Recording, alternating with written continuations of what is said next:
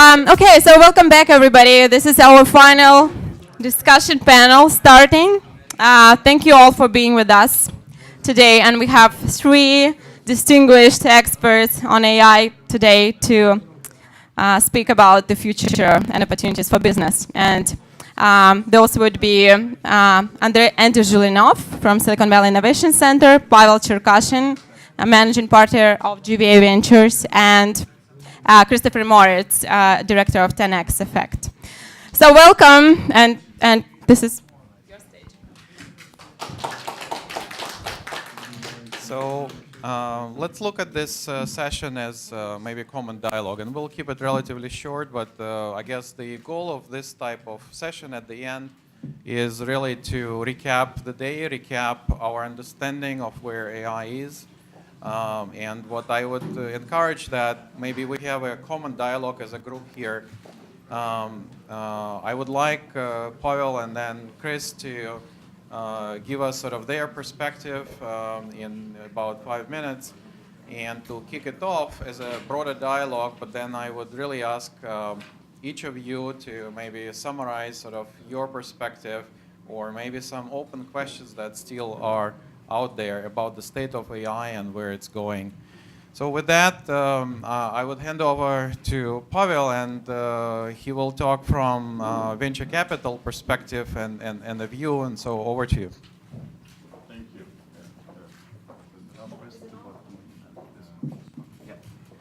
Hello. Yes. Hi. I look you're very exhausted, right? Long day. My name is Pavel. I run an early stage venture fund, so we have about 120 million now under management, primarily focusing on AI. So we did about 30 investments last year, from self-driving cars to AI in recruiting and financial services. And I think we live in very exciting times because somebody already invested billions in building the core technologies, and now the main hunt is for the practical business applications. So we talk to a lot of real businesses, from advertising, HR, and all the way to financial services, security, and other spheres, and we hunt for real use cases. I actually did a research. I spent the whole night going through the top 100 AI companies by CB Insights that they recently published, looking for one question. So what's the use case for the company? And it turned out that almost 60 out of 100 have no use case.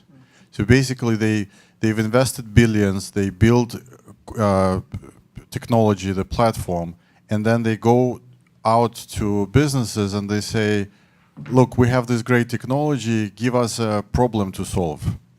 And I think the real value now is in those problems to solve, those real economic problems. So the top of my list now is with marketing and sales automation, obviously. Like if I have a customer who is happy with me, give me 1,000 other customers like this one and tell me how to close the deal, how to find them, how to close the deal, how to work with all the objections, how to make them happy, right? It's going to be better for the customer, it's going to be better for the company. Anything related to replacing humans. So we generally think that the world is moving from automation to autonomy. So from helping human to do his job better to complete replacement of the human in certain routine jobs. And we're not talking just drivers, for example, with self-driving cars, but we're talking, those hundreds of thousands of poorly trained consultants in financial services who are helping you to fill your tax declaration every year, right? The AI could do it quicker, faster, cheaper, and more compliant. Once you train the AI to do this. When it comes to closing a sales deal, a robot can potentially do it much better. One of our best investments of the last year was with recruiting technology that can understand the sales potential of members in the team by how you manage your mailbox and those kind of things. So I can go forever, but I would rather open this for a discussion with you. Well said. I would definitely reiterate everything you just said. As an entrepreneur and somebody that works in the enterprise space pretty heavily, the only two things I would probably add to that are the two questions I get the most are, number one, how do I wrap my head around AI? And then number two is, where's the technology, right? Should I dive into right now or should I wait? And what I would say in the context of how do I wrap my head around it, I would say probably two things. Number one, AI should be a verb, right? It's not really a single technology. It's really a long suite of different ways you can make applications, devices, whatever it may be, processes smarter through a particular piece of software or technology. So it's more about AI-ing a particular solution versus actually implementing a technology. And then the second thing is what technologies actually work and what technology doesn't work. And there's never really a clear answer to that, because what we've learned over the last couple of years is that you want to stay away from the big monolithic type of applications for AI. You want to focus as much as possible on the narrow AI, right? So the difference being, for the first 50 years of artificial intelligence research, we focused on artificial general intelligence, which is basically trying to recreate a human being, human mind, everything it can do. And the reality is we're nowhere near that yet. So the real business value is in focusing on the narrow AI, being very specific on the technology and the solution you want to do, because the more focused you are on the actual task that the AI does, the better it is at it. So the more you open up the scope, the less the technology is capable of actually achieving what you want. So the answer to the second question there, whether or not the technology is fully baked to move forward on, I would say the answer is it's a sliding scale depending on how focused you can get on your solution.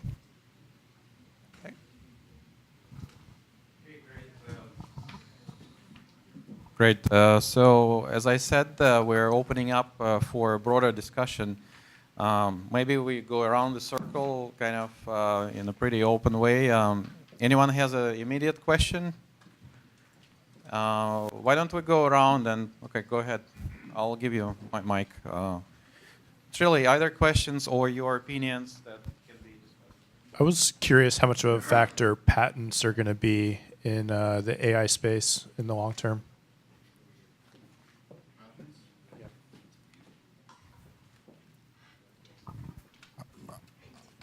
I don't think it's going to play an important role, because most of the leading edge AI technologies that we're relying on now is something being patented 20 years ago in terms of algorithms. So there's not much space for new inventions there. There's still space for patents in certain vertical applications, and so the self-driving car company, the 3-division technology we invested last year, they have about 70 patent applications now, and they bet heavily on it. But they say it's not to defend their intellectual property. It's more, just to put, beef up their valuation for the investors. Did you have a specific context or use case in mind for that? There was a number of companies today that kind of said we have this many patents, and I was just thinking in mobile it became there's kind of a licensing war in mobile, and I was wondering if the same thing would happen in this space. Well, it's software, right? So anything that we've seen in the past, I think is probably going to follow through on the AI side. I think probably the majority of what maybe you saw today was probably leaning towards what he just mentioned as far as more of a positioning aspect of it. Another side of the patenting equation as well, and this isn't specific to AI or software in general. It's more of a strategic question whether or not you want to actually publicly make your solution available publicly. So. That really comes down to internal business decisions and Whether or not AI has a significant role in that, I don't really see that being a unique aspect to it, so I would say no. I think I have it's not a question, it's more philosophical. Oh. I suggest that we start introducing ourselves. Okay.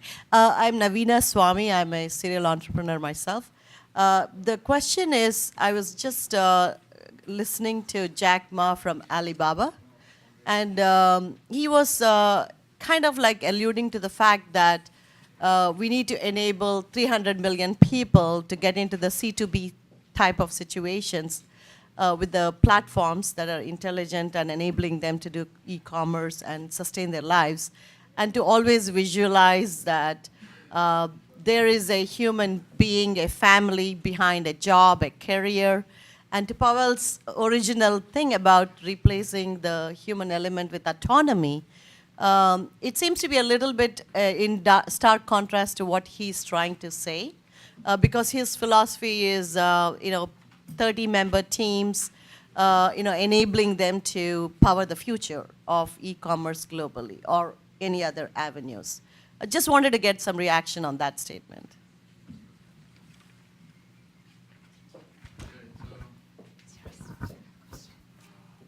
It's a very good question, thank you. I think if you look back at the trend, so like in the 50s, when futurists were asked about the biggest threats of the future, they would say the biggest problem of year 2000 would be that people would have nothing to do, right? Because robots would do everything for them. And you have too much of your spare time, which is not the case completely, right? The more technology develops, actually the more workplaces it produces. So when we let people from the driving wheel of the trucks on the road, there's plenty of opportunity for them to do other stuff. And this will actually trigger more innovation when you have more people. So the developed economies, they actually lack human force to do stuff. And I see this as freeing those people from the rat race when they're trapped in a job that they hate, into something that they can actually do what they always dreamed to do, more creative, more open, more interesting. There's plenty of opportunity. So if you think about like secretaries of the 50s, where you had to retype the same text over and over again, now you don't have this job, but you cannot see those people complaining, right? So I'm not afraid of this as a problem. I think all the trends of the last decades showed that this kind of autonomy is giving more and more opportunity for people. There's one more question. Okay, let me finish up this real quick. The only thing I would add to that is there's other, we're looking at basic universal income and that type of thing, and being able to support people from that perspective as well. I'm also a big fan that AI should stand for augmented intelligence. I'm a big fan of actually, using AI to make specific employees or staff or whatever it may be, teams significantly more productive, which ultimately may actually make other teams less needed, right? So that would actually squeeze out some folks as well. But if you actually look at the data, like the very AI-heavy companies today, the technology giants, they're still growing, right? They're hiring more and more people. They may not be the same people that they hired before, but they are, in fact, hiring more and more people over time, not less. One more question here. Cyrus Shekeri from AI Brain. I presented here this morning. My question is, in terms of the investment landscape, and going back to your point about most companies, AI companies, didn't have use case. Do you see that maybe more of the funding would come from sort of corporate ventures because they have the use cases? And how do you see this dynamic between sort of proper VCs versus corporate VCs is changing, maybe? Yes, that is something that doesn't make me sleep well at night. Because I think, yes, you're right. So the corporations now have much higher power in this segment than traditional VCs. So we as traditional VCs have to follow the trends. We have to extract this data somewhere. And in most cases, it's a difficult process because companies having those use cases, they don't really want to share them widely because they're afraid of competition. They just want to get their hands and their money closer to the people who can build those use cases through corporate investments, through acqui-hirings, through building internal competence.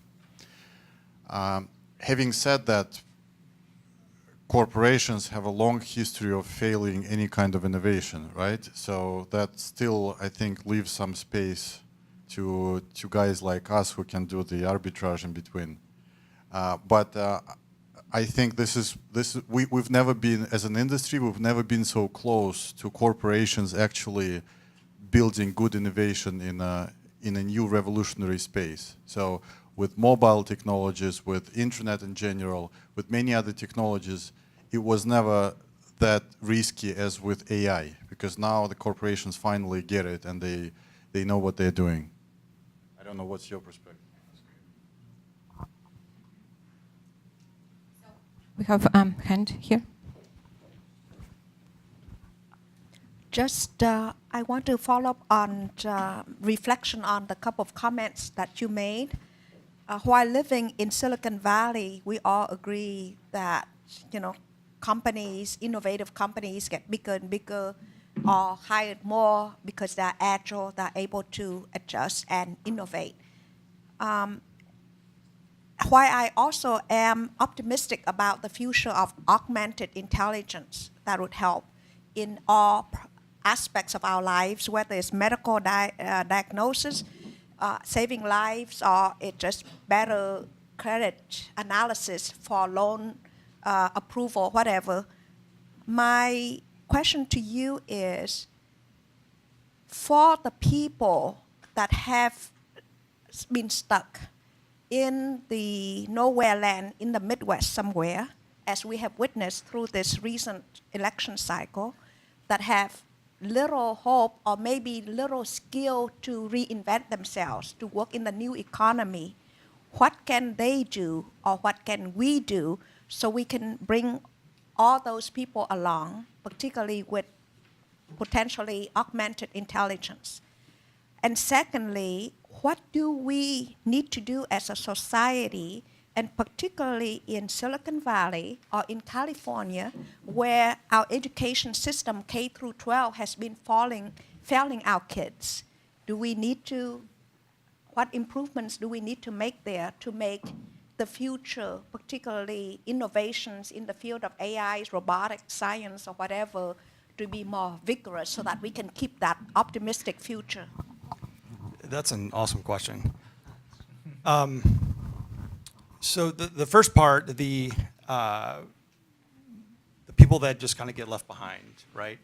I'm a big fan of all Stanford, MIT, Harvard, all the major schools all have free online courses that anybody can take without any cost, any time, any leisure. So I'm not a big fan of any excuses around not being able to create any new skills because they're readily available and there's no real barrier to entry there. That being said, I also think that AI does play a big part in kind of redefining our education system and making use of those classes and future classes as well. I definitely see a future in the near future where AI is actually becoming a teacher, right? And not only for kids growing up in traditional schools, but also re-educating folks that may be displaced. So we need to come up with use cases for those. Absolutely. I don't know. I left my country because of this, and then I came here, and suddenly I ended up in the same situation. So. Came from Midwest. I will add a little bit. We kind of didn't cover, right, the topic that you are bringing up, and maybe it's a lesson for us that we should be covering the social impact of a technology, right, as part of these forums. And I will maybe just share my perspective from somebody who is part of Silicon Valley Innovation Center, is looking at sort of how technology is impacting world. And maybe from that perspective, we are looking just at different time horizons. And so the question that was asked about impact to society, right, we frankly need to, in my view, segregate whether that's question in the next 1 year, in the next 5 years, 5 to 10, right, or the next 10 to 30 years, right? Mentally, from whatever work we've done in analyzing the AI space, I would break it into 3 time frames. And we are in a time frame number 1 now, where we are augmenting humans, right? We're taking sort of 70% of low-end work that each of us do in our day-to-day lives, and we're pushing that 70% out to chatbots, to finding the right emails, right, and getting personal assistance. And they're not quite there, but in the next 2 years, they can easily take that 70% out. And we can be more productive, and we talk about, I mentioned earlier about healthcare, right? There's plenty of stuff to do more about us having a healthier life. But if you start looking at horizon number 2, that's where Elon Musk says, right, and publicly already for the past years, he says that at a certain point, humans need to have a computer-brain interface to be relevant. Essentially, those who don't have that interface will be in a different league completely. And so that's the second time horizon where a number of people need to find ways to connect their brain. Hopefully, those will be also unintrusive ways of doing it, but some of them will be intrusive, and probably there will be no way of avoiding it for a period of time. And then there is a third time horizon when the human may not add much value to what computers are doing. It's a longer time frame. It may be 30 years, it may be 50 years, but that time frame is there. And so when we are looking at it from what governments need to do, right, and society needs to do, the society needs to look probably longer term ahead and understand how that continuous change that is happening now day by day, the policy setting is changing, right? Just as an example, because we run sort of different industry events, for example, in financial services, and we bring customers to those events from different parts of the world, and a bank from Turkey or a bank from Brazil may say that, guys, I mean, the regulation you have slows you as an industry compared to what we can implement and do in the same industry in our country. And so this is an example where government can play a significant role in all of this. And certainly it's, the short answer is probably there is much more thought that need to be put into it, especially from longer term horizon. But I didn't want to hijack the topic really. There is, I think, a next question, so thank you. Yeah, I think, sorry. Oh, yes, so my name is Jordan Woods, and I'm with Double Nova Group, and we work with governments and with startups and large companies in globalization, strategy, fundraising. Very interested in AI because it's a very now topic, and I think one thing about it, which we were all hinting about, is it can be very disruptive, and primarily, disruption, like we've seen, is something that Silicon Valley is very good at. We've usually been disrupting larger companies, right? There was 50 years ago, the S&P 500 was dominated by companies that had been around for 60, 70, 80 years, and now they're only about 15 years old as the average. So my question to the panel is, the speed of change. We've seen so many of these graphs, like, how long did it take for first 50 million people to use the telephone, or for TV or radio or cell phones or whatever. And it's going down from decades down to just a few years, right? For how many people, how long did it take the first 50 million people to start using Snapchat, for example? It's like 2 years, right? Versus 50 years for the landline phone. So, in terms of AI disrupting society, if you look in the past, there was time when people were dislocated. It was like certain aspects of society, and they were able to move horizontally and get other skills because maybe it took 10 or 15 years for that disruption to move. But with the coming disruption, it could happen maybe in 2 or 3 or 4 years. I mean, for example, if all of a sudden most cars are self-driving, that could wipe out like 20%. Obviously, it won't happen all at once, but in an ecosystem, if it's a lot less expensive, and then you have fleets of cars and people don't own cars anymore, and it takes like 5 or 10 years for that to happen, you're going to get like a massive change in all those people who are just driving. Now, they would have to move upstream to do something better, and maybe they decide to get augmented, but many of them probably won't. And then, that makes a case for UBI. So the question is, with the speed of change, the speed of potential disruption, is that going to make it different from the past? Or do we still think that there's going to be enough time for people to make changes? Because everything that I've been reading is saying that there's not going to be enough time, and we're going to have some major disruption coming in the next 10 or 15 years. Yeah, I'd let Chris and Pavel. I agree. I don't think there's enough time.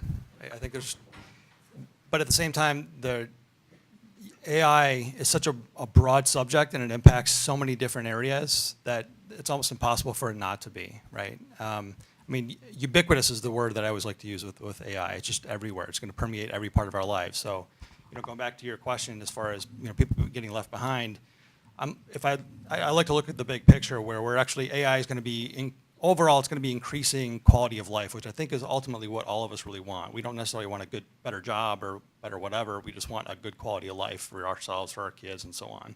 And I think AI totally is on track for that. Are there going to be bumps along the way? Absolutely. And are they going to happen quickly? Probably. But hopefully in the end, everything will flush out, everybody will help each other, and we'll work it out. I actually think that what you say is very important because there is a certain limit to how quickly we can evolve, and it's the human biology. So I think we're comfortable with the timing unless there is a big change on the biology side.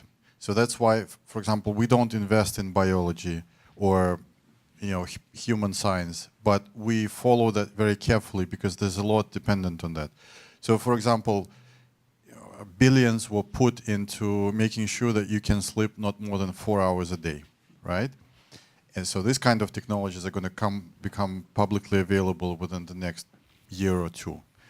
So imagine your competitor can sleep 4 hours a day and work 18, and you still prefer to sleep comfortably for 8, 9, 10 hours. So you're going to be out of business. So that will immediately trigger the shift.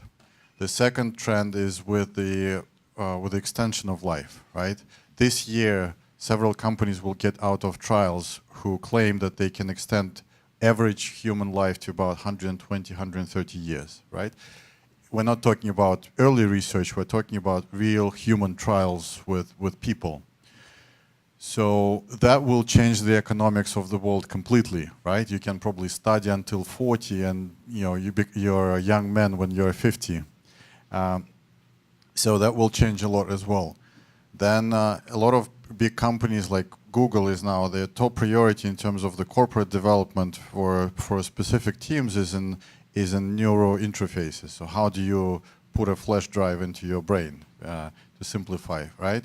What if this comes out in the next couple of years? It's going to change the whole dynamics of this world completely. And then it's going to be a different game, because then if you still prefer, if you're conservative, you're out. You can only rely on the basic income, and you will have to iterate. And it's hard to predict what's going to happen then. But until then, I think we're safe. So there has to be, what you're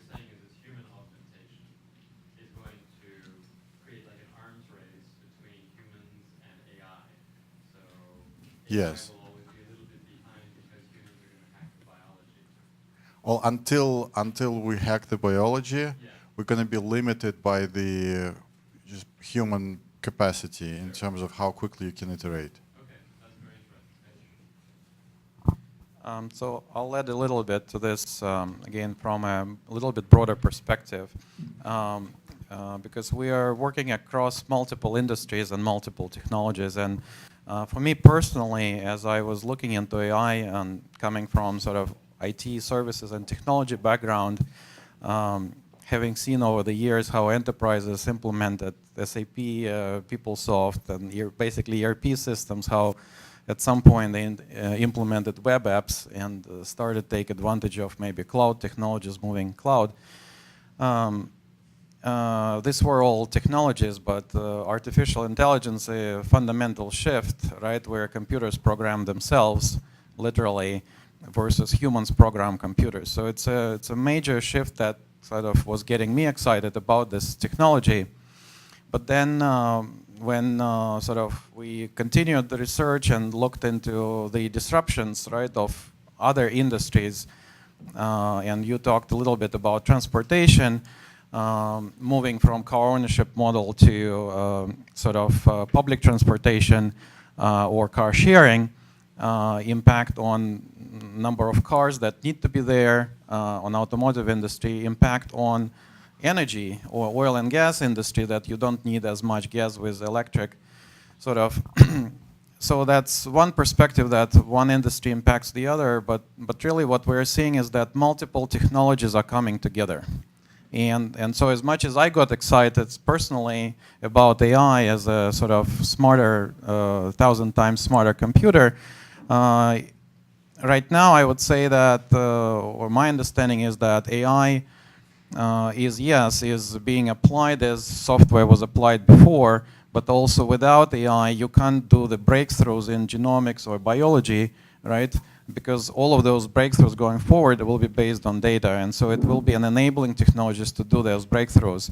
But then if you look at sort of IoT, which is a miniaturization of computing, right, and sensors, and making them cheaper, which means affordable, this becomes basically sensors in simple terms, like human has eyes and ears. Now cloud computer has eyes and ears into each and everything, in a broader sense, and these technologies are complementary. So we see a number of technologies coming complementary to each other to create amazingly high level of impact on each and every industry, and not just one.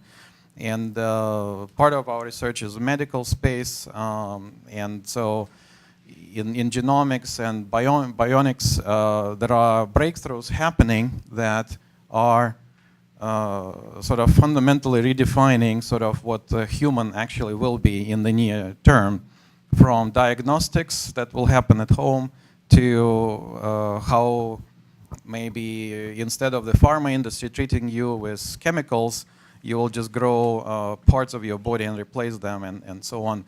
So essentially, I think while today's discussion is focused on AI, but from a broader impact, you certainly need to look at multiple technologies sort of coming together. That's one of the perspectives. There was a question, I think. I think my question is much more kind of broader my name is Chris Singh, and I am the CEO of a research organization called SRII. I have been in the IT industry for over 30 years. I worked for IBM Research, Intel Research. I started my career building transistors and then computers and then data centers. My question is more from technology innovations versus business innovation, and maybe that can connect with AI. If I look at Google, and I have seen how Google was formed, I knew Larry and Sergey. They had no clue how they will make money. They were simply driven by the passion to organize world information. They were not afraid of their company will fail. Many search engines had failed before. And they were still very determined to go build Google, and then ad and all those things came much later. Similarly with Facebook, well, driven by a social cause and a passion to go connect the world. So that's one aspect of, and I was at Intel when Gordon Moore, when I used to talk to him about taking microprocessor roadmap and talk to customers, his message was, no need to talk to customer because customer doesn't know what computers do. You need to go teach them. So there was a one era of that technology. Then I look at Amazon. Amazon started selling books online, right? And the process of selling stuff online led one innovation to another and then gave rise to cloud computing. They became a leader. So if I look at Amazon taking a business model innovation and then creating a technology, which is cloud computing, and becoming a leader, then I look at Google and Facebook taking technology and creating business model out of this. Any thoughts how you see this applying to this AI world? If I understand your question correctly, there is always space for both types of innovation. So somebody has to build the building blocks, like the bricks that you will build into the wall, right? And for the last decade, AI was more about building the bricks, because if you want to build a business application, you immediately run into, okay, how do we extract data? We need a solution to, put the data together and clean it and systematize and everything, right? And until you solve that issue of having a clean data set, you cannot apply AI algorithms. And then you will face those problems over and over again. So if you want to do a simple business application, you will have to build all the infrastructure, and it just doesn't make any sense economically. Now it's shifting to another end. Now you have this at least 54 out of 100 multi-billion-dollar companies that build these building blocks, and now they have no idea how to use them. And now is the time for Amazon kind of companies to come and to introduce some real use cases to that. But at the same time, this opens next opportunities for other technology brick builders, right? Who can improve those key components as well. And there's unlimited space for that kind of innovation. So I'm more tending as an investor. I'm more tending into I like the building blocks. I like the idea of more Google type of companies, because that's easy for me to understand. That's where you can get a higher leverage in terms of investment. But at the same time, currently the timing is that you still need business applications, right? And you need to a mix of those two.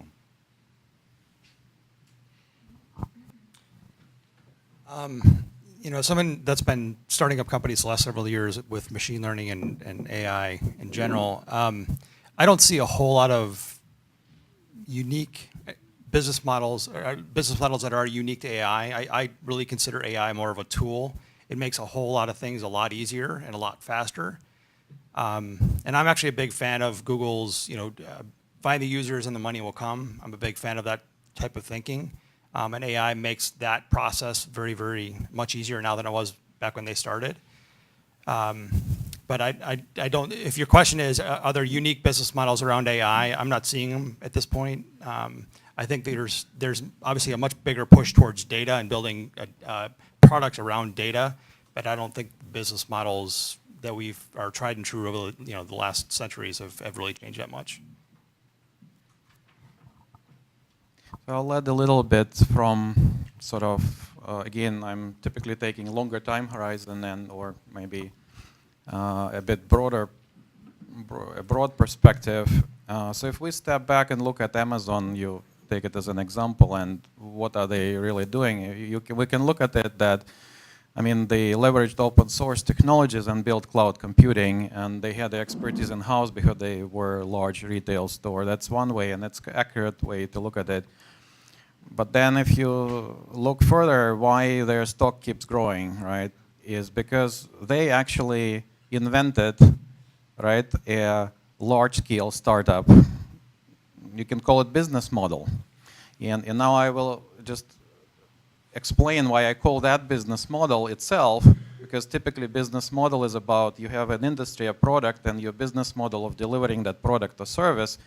But in today's world, I think what's changing is that in the past, every industry was producing new products, and products had a life cycle of 5 to 10 years, 20, 30 years.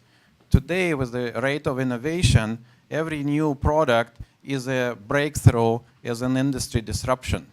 And so today, if you want to stay alive, you need to really break the rules, right? Apply the latest technology that's available to a traditional business, but with a fresh perspective. And so really it is kind of becoming less of a product innovation. It is becoming, for you to be a business, you need to be able to disrupt today's market around you or whatever you choose. And the notion of a company becomes not a product and an industry. The notion of a company becomes what Amazon represents today. Google is another model, but I'm using more Amazon as an example because they are in many physical businesses, whereas Google is mostly in technology businesses. So Amazon was able to apply this to physical businesses, disrupt them, reinvent, and that's what each and every enterprise need to do if they want to be alive. And so that's just a different perspective, and really for us, that innovation happens in the startup ecosystem. Enterprises already recognize that they cannot innovate internally. Many CEOs are saying we will put 50, 100 or whatever, $1 billion aside, and we'll buy startups, but we'll keep them separately, right? We'll keep that separate from our current business. So that's what really I think the business will be as a business for more and more corporations in the coming 3 to 5 years. I think I came up with an AI-driven business model. This is unique. So imagine you have all the data, right? You have data about your product, you have data about your client, for example, and you know exactly what's going to be the effect of your product to the client. So you don't have to convince him, you don't have to charge him, you can do success fee, like we do as an investor in the best deal. So if I have a best deal, I come to my investors and I say, you know, you put $1 million into this deal, I don't charge you any fee on this, and I'm not going to charge you even success fee until you make at least double your money. But after you make double your money, I'll charge you a success fee on top of that. And if I'm sure about this deal, this is a great sell. I mean, this is the easiest sell you can do, right? Everybody wants to put money into this kind of deal. So now imagine, but the cost for me to doing this is very hard only because of access to data and calculating this. So let's predict that in 10, 20, 30 years, when all of this data is available, your financial advisor is calling you and saying, I'm going to provide you this service for free, but I'm going to save you this, and I'm going to take 20% of the saving.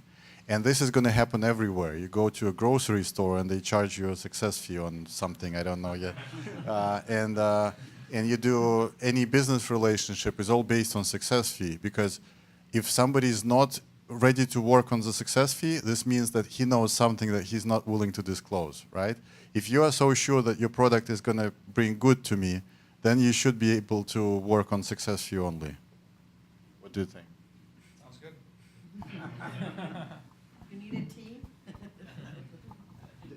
Just to add on to earlier discussion, I think one of the subject with the AI world is the subject itself is so broad, has a different definitions.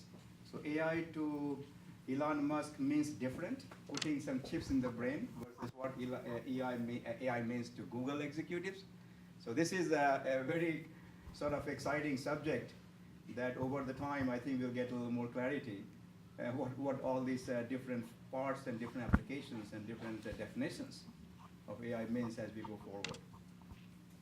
So Pavel just triggered me to say one more thing, and I hope it has triggered also some of you to add, because I think it's an excellent discussion. Really looks like we're mastering it at the last minute. But to your point about different sort of sales model, right? Or if we look at AI, and let's say all of us will have a personal assistant, right? So what will it change in terms of marketing, right? Will you read the Wall Street Journal, or you will read a snapshot that AI assistant will give you? So essentially, the whole marketing model is collapsing. Now, what does it mean? It means that people still want to buy products, right? But there will be the same personal assistant will know that your friend or somebody from a special network put a feedback on the product, right? And if the product is good, then you will buy that product. And so essentially, you don't need to sell the product as long as the product is good, which to some extent actually in line with what you're saying. You're talking about monetization model, but imagine how industries will work differently with AI. And this is a connection sort of to the previous question that AI may transform a lot in different ways, even existing industries, and not just through employment. But any other thoughts from anyone? I think there, great. Okay, there are two questions. You will be second, and you will be first. First question from you today. Hi, John Perla from Cisco. I'm part of the Corporate Strategic Organization. So one of the things, if you look back at the early days of the internet, we were like, wow, this is great. We're going to get information out on the net. We're going to get these social networks, and we'll get information from our peers, as you were saying. And then there's a proliferation of just say fake news sort of being spammed and an attack on it to actually go against it. So with the AI systems going in there, I'm going to use the example you just thought, which sparked the thought on that is, all right, I might buy something based on my friend, but if my friends were hijacked or it was faked, all of a sudden you're going to get this proliferation of it. And that's something that we know is going to happen because it happened once. Is it going to happen on this new platform? So what are the things that you guys are seeing that could thwart that early on? Because if we don't do it now, we might be in the same situation where we're at, where email was great until it was spammed. The news and social network were great until it's spammed. AI was great until it was spammed. What are you doing with that? I think there's nothing we can do there. We just wait for it to happen. And I mean, like with email, right? You hate spam, but because you need email, you have to live with it, right? And then it opens a new market of anti-spam tools. And the same with viruses and antiviruses. Any weapon and anti-weapon system would have this constant fight. So I share the same concern. So like when I was pitching on the idea of universal marketing tool based on AI that doesn't require to sell the product because you know that the person needs the product, the immediate response was, okay, I'm ready to put you 3 times more money into this product, but make sure it can push this shitty product of mine to those customers. You definitely can talk them into buying it. So I think there's not going to be a solution to that. That's the evolution happening in this constant fight, right? Yeah, I totally agree with that, and I have a significant background in security. Security is always a balance, right? There's always a give and take, and that will never change. To both of their points, I'm a personal believer that we will have this personal assistant, this personal AI that will become our spam filter, not only for email, but everything, right? Marketing, the whole thing.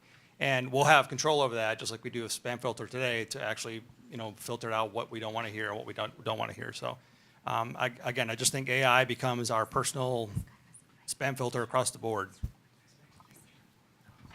So this question that you raised is actually very philosophical as well, and something that sort of we've been dealing with, breaking our heads. And so one thought on it is that there could be, in simple terms, 2 outcomes. So those who are dumb become dumber, and those who are smart become smarter, right? This is sort of growing divide between people and intelligence generally.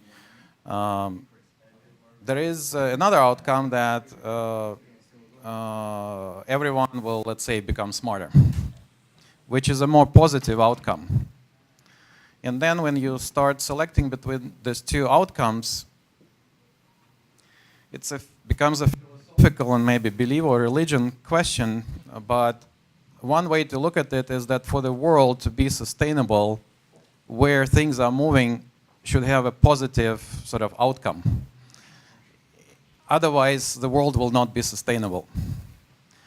And we have a lot of science fiction films, right, about when divide happened between, let's say, people, then there would have been a war against that divide, and as sort of proving that model. So I think, again, from my side, I want to believe in that the world will move towards positive outcome, maybe through cycles, but that's the only sustainable way. And that's why I would probably continue to believe for myself that dumber will still become smarter, and smarter will become even more smarter as a more sort of sustainable model.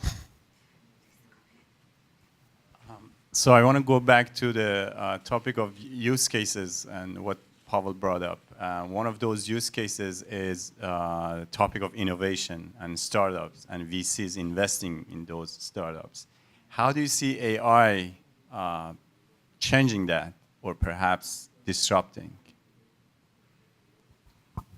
Oh yeah, we already use AI. So one of our best performing analysts is AI, and I think this is going to change.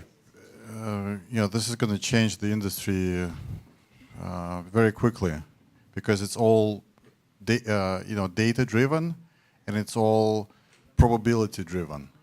So you can never bet, you can never say that this is going to be the winning ticket, but you can say that these 10 out of these 1,000 are more probable to have a winning ticket among them, right?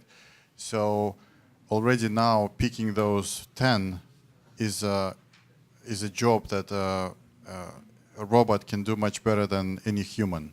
Well, what if you could interfere and change those 90 who are supposed to be losers with the AI so that they move up and from dumber become smarter? That's a good point.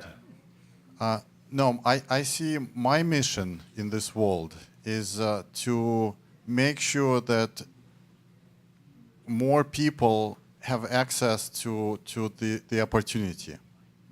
So to extend the initial scope of the companies that we include, or the startups, right? Because this whole industry was invented here in the valley, and it's all run by 1,000 white males, which I think is not good for the system, because diversity supports the stability of any system, right? This ecosystem requires much higher diversity, and diversity meaning including more people from all over the world, because the probability of having a genius entrepreneur or a genius researcher anywhere in the world is the same as here. They just don't have access to this resource.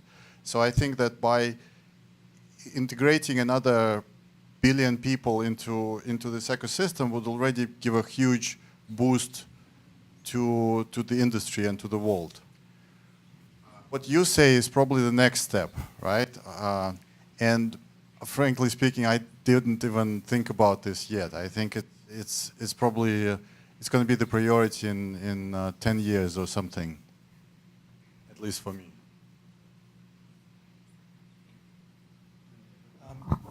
So if I understand your question right, are you asking if AI taking over VC decisions, does that affect who gets?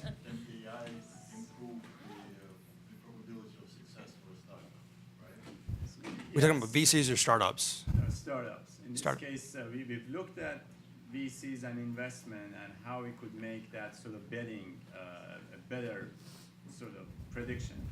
But from the startup's point of view, all the decisions that the startups make could be also AI-driven, data-driven, so that the waste that we see in the sort of innovation cycle doesn't go away, but at least it's reduced. And that turns into gaining the number of years that people lose in startups that eventually fail, or the money that is invested in them, and basically coming up with the solutions that otherwise would not be coming to life because the startups made bad decisions. So I would say in general, AI makes decisions more accurate, assuming you have the correct data, right? And that goes for both VC and the startups. It also makes things much faster, right? So the cycle is much shorter with a startup versus where it was before AI. And again, I would probably, but again, at the end of the day, it's always about human beings making the final decision, right? It's not going to be an AI specifically. It's just, like on the financial markets, not just an AI firing away without any recourse. I think it ultimately balances out, right? You've got AI on both sides of the equation. I think there's still going to be bad decisions made, but the impact of those decisions will be lessened, and I think the success rate will go up. I think to his initial kind of comment about the 90%, AI has the ability to reinforce a pattern. So you mentioned there's a lot of white dudes running companies. Like if that's the input to the AI on what unicorns, it could actually reinforce that pattern as opposed to it actually change that pattern. Yeah, that's a well-known thing. That's really already being addressed on a pretty wide scale at this point. Yeah, diversity is definitely an issue, and AI specifically has exposed some areas that we really weren't aware of before. So absolutely. I think even like when you think about credit checks, like now there's not a rule about this type of person or this captain. Now it's just this black box, and that might make it okay. So yeah, I think in simple terms, AI at this point of time is amplifying human intelligence. I mean, if you start looking at it that way, then the humans who are doing decisions today, they can do those decisions smarter, faster, but ultimately it's an amplifier on what humans do today. But now, looking at your question maybe from other perspective about startups, it doesn't seem to be a sort of solution for startups to kind of be more successful, because really there's so much of turmoil happening, and frankly, maybe a way of looking at a startup before, a startup is something sort of in ideation stage for a year, and then 5 years sort of conceptualizing a product, and then 10 years selling it before it becomes a public company. Today, all these things will happen in a matter of months, and years will be smaller products, APIs, pluggable. And so the definition of a startup, I think, today will be changing. So essentially, it will be a bunch of people trying things, and some of them will really shoot through the roof. Some of them may not, and maybe, I think, partially because of the people who are part of it, partially because of the ecosystem around them, and some acceleration between multiple technologies coming together, not just AI. So it's kind of... I'm just dreaming now as you speak about this kind of system that would give smart feedback to startup founders, right? So you come to it and it says, I mean, I do this like 20 times a day, right? And probably I would love to replace with an AI for this. So you come and you say, okay, I'm launching this great startup. It's going to be Instagram 2.0. What is my chance, and how do I make it more successful? And the system is saying, okay, your current chance is 0.5%, comparing to this company that has 60% chance of winning the space. But you can improve your chance by doing this. You can add expertise with a new co-founder. You can do a pilot project here. You can try technique, and it can give me a list of things that I could try to do to improve my chances. I think that, I mean, I would love to invest into something like this if anybody is willing to build it.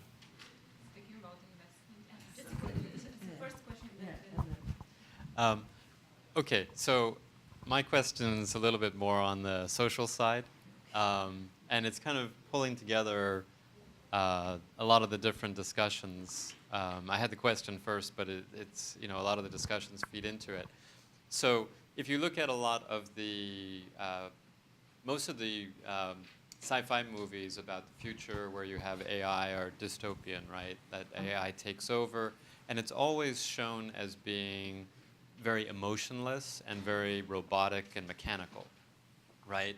And like we've seen, so if we go to the question about fake news, and that's basically the internet was supposed to be this information store, and this is all like truth, Wikipedia and all this, but now it's being polluted, right, with bias, and it's becoming very wide scale. Obviously it was always there, but it was always small. Now it's becoming much bigger. So the question becomes, and also going to, taking into account, startups using AI and investors using AI, and then the question about diversity, and then what you're feeding. So the idea is, okay, if AI doesn't stay robotic, and it's not just about this kind of perfect, logical thing, maybe it becomes more human, right? So if AI becomes more human, it has all the biases of what humanity is, because you're feeding it with the internet, you're feeding it with biased systems, biased data. So not pure numerical data, right, like you have in the business-to-business world, but we've already seen this, right, with Microsoft's first chatbot, became very biased, and we've seen it with beauty contests, that we're fed certain information about what is beauty, and we're having it, with regards to diversity, where you can have supposedly double-blind systems, but they're fed with information about what is successful. So what's the potential for AI actually becoming too human, and therefore becoming biased and not really leading to a better future, but really just amplifying what are kind of the things that are creating problems in society? Wow. First of all, the whole concept of AI being emotionless, I think, come from the old times. It's a wrong perception of humans because they're used to dealing with computers who only automate things. Actually, building emotions into the computer is a very simple thing, and there's already a lot of technologies for that. Just nobody could find a good use case to use them, right? But the technology is there. So it will be very soon and very easy to see robots behave like humans and cry and dream and, I don't know, be high or something. And I think it will depend on the use case. If somebody thinks of a good way to do it, you will see a lot of those. For now, just nobody needed it so much. Well, we had if you look at early internet, it was more B2B focused, right? So it was more rational and more about numbers. And then as we got more B2C and we got all the social networks, it became much more about people and much more about emotion. And then that's what's kind of amplified this power of this whole fake news thing. And so it's probably going to start out. AI is going to be a lot of the use cases we think of are very B2B, right? And then they're probably going to go more B2C, but they're going to have to become more human in that case.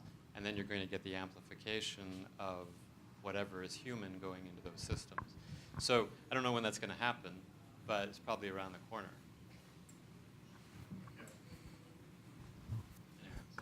So the aspect of being more human, today we can't really, artificial intelligence is not actual intelligence, it's mimicking intelligence, right? We're just faking things that look human and calling it AI is really what it comes down to. So in that particular case, I would be, the mainstream has really popularized the concept of AI taking over and turning us into slaves and batteries and all that kind of stuff, right? But the reality is, it's the driver that creates that situation. Until AI becomes sentient, which I think is a long, long ways away, it's the driver, it's the human being that's driving the AI that's really the person that we need to be worried about, and that goes for good and bad, right? So somebody creates an AI, chatbot or whatever that's too emotional, right? Obviously, nobody's going to want to use it, and it just goes away. So I think that the market kind of flushes those kind of things out like it has pretty much always done. But until we have that sentient AI, it's on us. In the same line of thought, everyone were talking about algorithms today for most of the presentations. So how do we curate them to know that they are creating the right decisions? I mean, where is the standards or, I mean, transparency to understand what the outcomes, how they've been influenced? And is there a standard body emerging that is going to ask for those types of data when some predictive models leads to disastrous results like our election? Yeah, that's going to have to happen. I mean, the black box problem, right? That's really what it comes down to. A lot of things, like deep learning specifically, we can't reverse engineer a lot of those decisions, right? And I think that's really the next wave of AI. Today it doesn't understand anything. It just makes predictions based on data that's thrown at it. I think the next wave is actually the AI understanding the concept, and then it can explain why it made specific decisions. And I think that's probably a few years away. But I think that really is probably the ultimate answer to that question. What happens between now and then? You know, we're making smarter and smarter AIs that do explain part of the rationale behind their decisions. But that's up to the user. Who's the governing body behind that? You know, the government is stepping in on autonomous cars and stuff like that, but there's really nothing at this point. So, yeah, excellent question. I'll add to it probably with a small joke. So as sort of wrapping up this, because we can continue in smaller groups or kind of as a broader group as well, just being conscious of your time. I was thinking whether I will bring up this joke or not in today's sort of, but you are sort of triggering this. Well, and Pavel also setting up, right, the precedent of already leaving us with 5 jokes to kind of think about. You see, my eye is not sufficient to understand where is serious stuff, but the joke is that the more I learned about AI, the better I personally am understanding humans. Whether it's my friend, whether it's my wife, whether it's my 12-year-old, 13-year-old kid, who, if you learn about AI, sort of, right, how systems work, they are goal-driven, and teenage years are when human being is searching for their goals and goal setting, and until they find they are really a mess. And so that's now just a technical way to explain what happens with a human as a biological machine.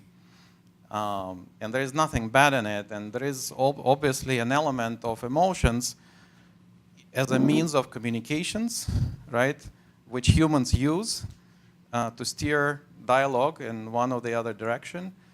There is also an element of us being biological machines that work on chemistry, right, and not only on neurons. And because of that, we are not perfect. We forget stuff. We sort of get blindsided by many things. So, but yeah, as a wrap up, I think I would say it was an insightful day where we tried to look at how AI is impacting different industries, what this technology is, what it can do. We probably all recognize that we learned something new today, something that we didn't know that's possible already today, and that the impact will be big, and we should just continue thinking of what that impact will be, and somebody will look at sort of creating financial returns, somebody will creating a social impact right out of these technologies, and it's driven by humans, so let's say we're in control. Great. So thank you all for being with us today, and please join our experts for drinks and networking. Thank you.